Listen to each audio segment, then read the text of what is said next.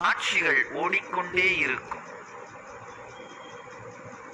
நாக்கிலே வார்த்தைகளும் கண்ணிலே காட்சிகளும் இயங்காமல் இருப்பதற்கு என்ன செய்ய வேண்டுமோ அதை செய்வோம். என்ன செய்ய வேண்டுமோ அதற்குள் இறங்குவோம். தொண்டை குழியிலே மனதை ஒன்றாக்கி நாக்கின் அசைவை நிறுத்தினீர்களானால் உள்ளே எண்ண ஓட்டம் நின்றுவிடும்.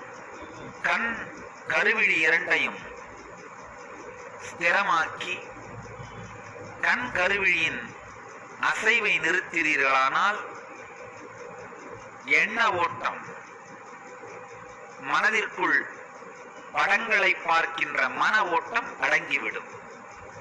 எம்பெருமான் ஈஸ்வரன் முதல் செய்தியாக செய்முறையாக